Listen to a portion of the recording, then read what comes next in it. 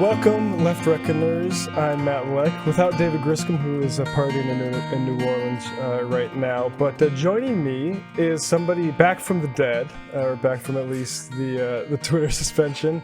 Rob Rousseau. Rob is a host-producer for the Insurgents podcast. He's also at twitch.tv/Rob Rousseau, the Rob Rousseau Show Live. He's joining us from Montreal, which is a city I've been to, actually. It's a wonderful, wonderful place to go. So, Rob, thank you for bringing some Montreal charm to Left Reckoning. It's my pleasure. It is a wonderful place to live. Not so much right now, like for about 6-7 months of the year, it's not that great, but the rest of the time, no.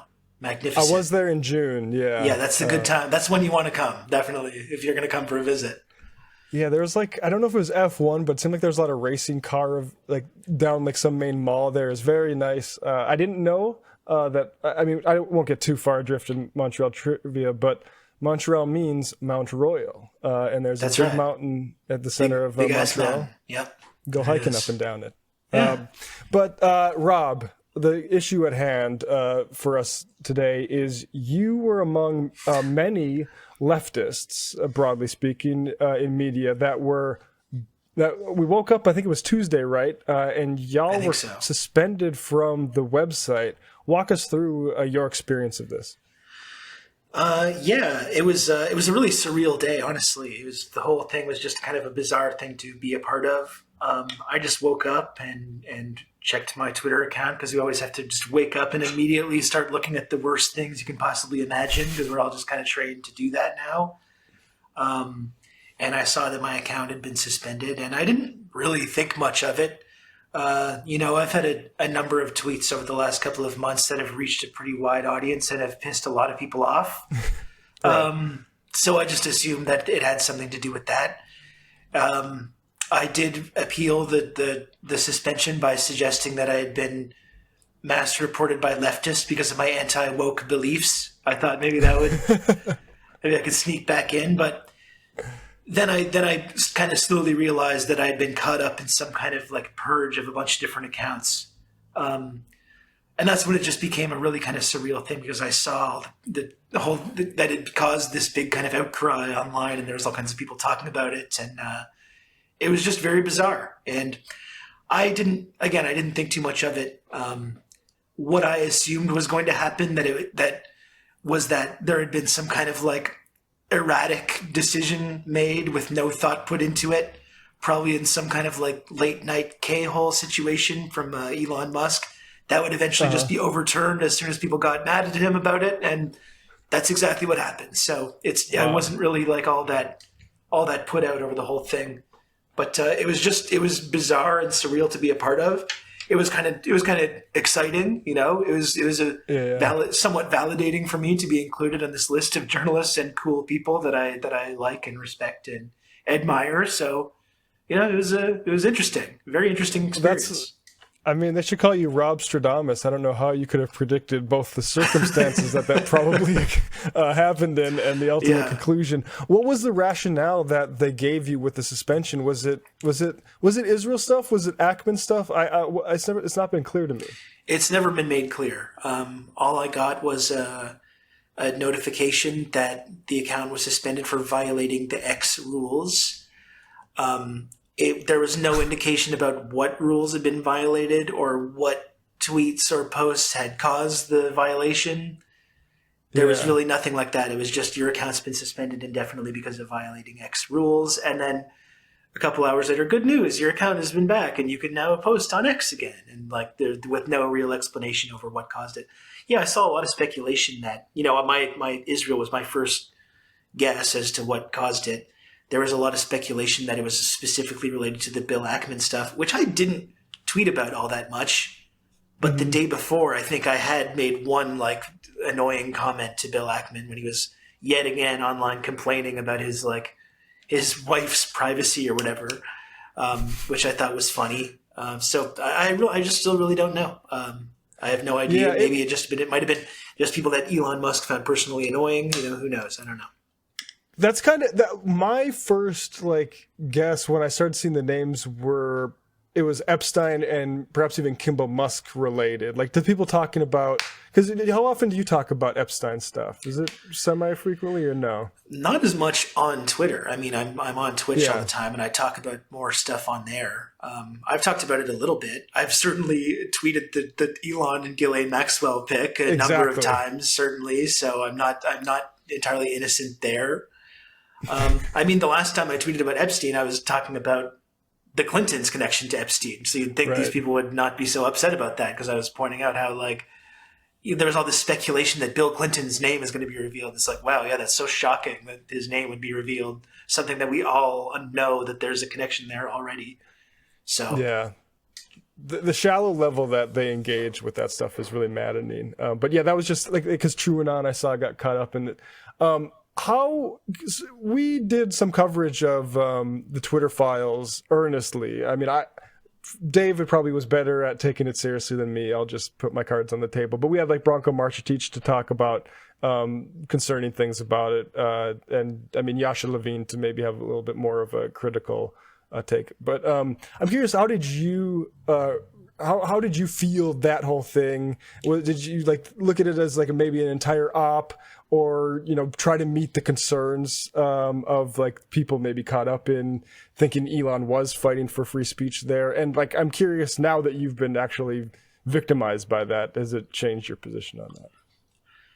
I think there's a case to be made that having Twitter or any social media website act as like an arm of the U.S. security state is something that is troubling, that we should all be against. That was not my impression of what the Twitter files were really about. It seemed like more of a frivolous kind of like exercise in like these journalists kind of sucking up to Elon himself and promoting Elon Musk.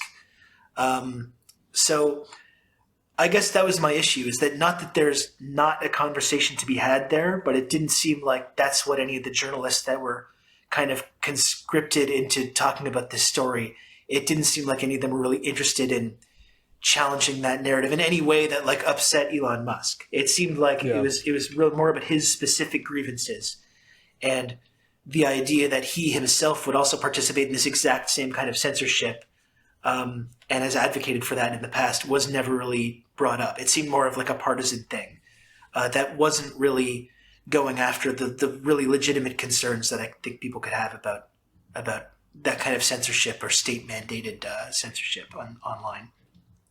Yeah, I feel the same way. Like I do see it, persist a lot of that. I think it's good faith in a lot of, audience members, and just regular people I see opine on this stuff, concern about that. But my issue with the entire Twitter files rollout was that there was no discussion of even other journalists that had been on that beat. I'd mention Yasha Levine specifically because there's no way Matt Taibbi is not familiar with the work of Yasha Levine and Surveillance Valley.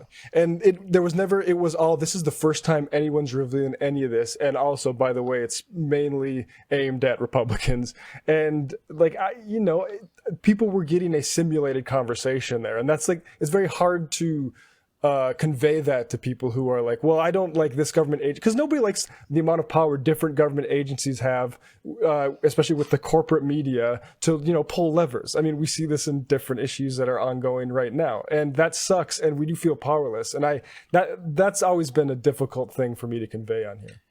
Yeah. It seemed like the Twitter files were designed to kind of promote this specific idea about conservative voices being silenced on Twitter and other social media websites, when I think the actual facts show that a lot of the time conservative voices are coddled and supported, and it's mostly people that are on the left that are being silenced and censored and banned.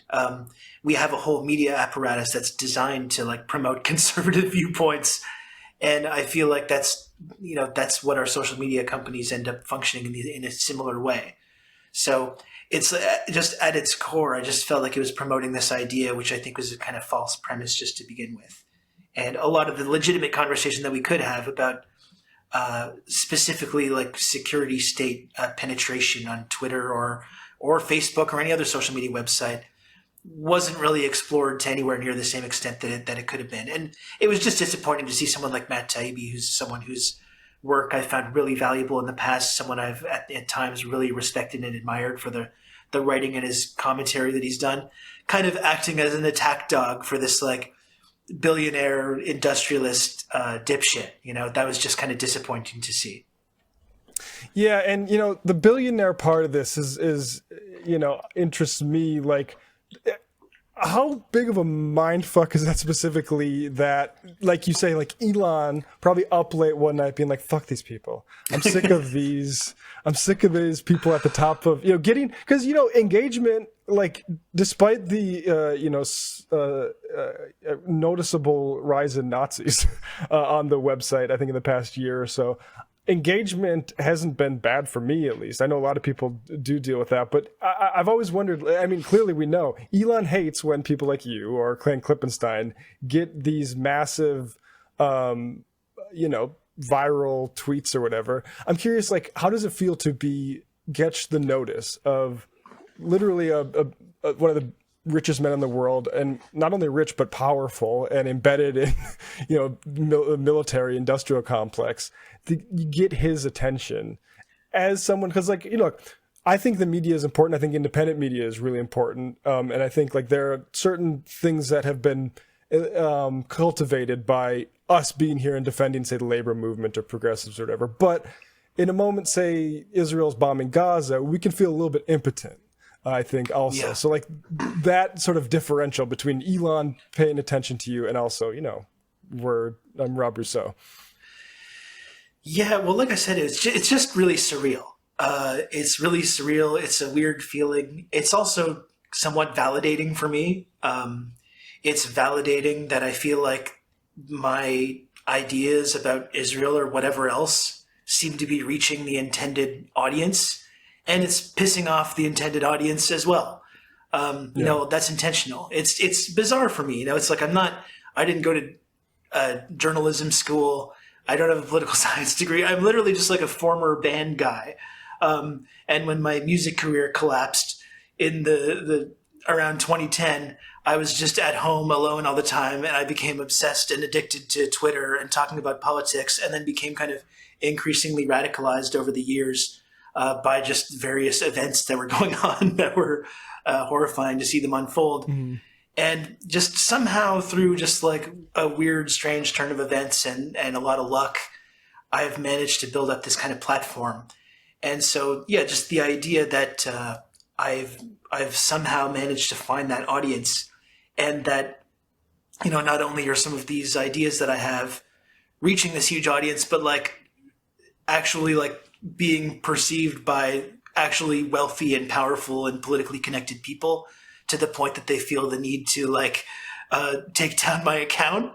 Like I said, it's weird and it's very surreal, but it's also really validating because I have put a lot of time and energy into trying to build that audience. So that's all. Yeah. It was weird, but it's been an interesting kind of feeling to know that it's actually the things that I'm writing is actually having an impact on some level. No, yeah. If people don't know, Rob is a goated poster. I'm curious, Rob, do you think about going to Blue Sky, or because I'm going to stick to Twitter until it's dead and I can't get in it. Yeah. What are your thoughts on that? I've always said I'm going to go down with the ship. It's like the Office Space thing. Like, why should I leave? He's the one that sucks. Yeah, exactly. That's where I have the biggest audience. I am on Blue Sky. I don't use it that much. I find it a little obnoxious, not to knock anyone that's founded an online home there or likes it.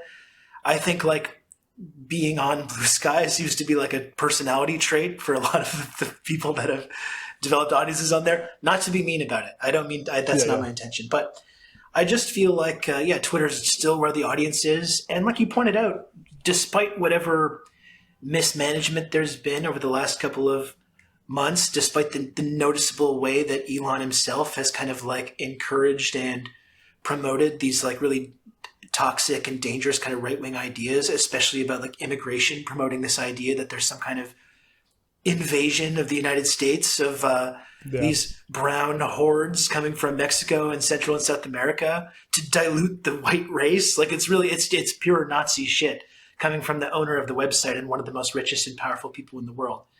Despite all that, I still find that it's a place where there is still that alternative perspective. There's been a ton of pro-Palestine content that has gone really viral over the last couple of months that I just don't see really happening on other websites except maybe TikTok.